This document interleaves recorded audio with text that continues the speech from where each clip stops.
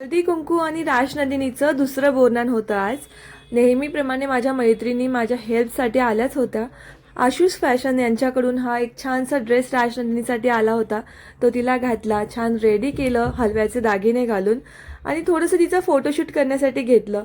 सगळं समोर खायचं ठेवल्यावरती राजनंदिनी कसली शांत बसले, जे दिसेल ते उचलून तोंडात घालत होती.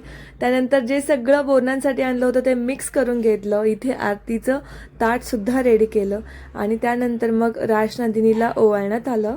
असं वाटलं होतं राजनंदिनी इरिटेट होऊन हे दागिने वगैरे काढून फेकते की काय, किंवा ती रडेल याचंही टेन्शन होतं. पण नाही, तिने खूप एन्जॉय केलं, अजिबात काही त्रास नाही दिला. उलट ती ते पाहताय ना किती एन्जॉय करत होती, तिला छान वाटत होतं हे सगळं. आय फील सो लकी की मला हे सगळे क्षण अनुभवायला मिळत आहेत. आणि सगळे अपार्टमेंटमधले माझे शेजारी, त्यानंतर आमचे रिलेटिव्स वगैरे आले होते. तर अशा प्रकारे आम्ही राजनंदिनीचं बोरनान सेलिब्रेट केलं. चिल्लीपिल्ली मंडळी नेहमीप्रमाणेच बोरनांसाठी जे काही होतं साहित्य सगळं गोळा करण्यात बिझी होते आणि सोबत ते सुद्धा आम्हाला फॉलो करत होते.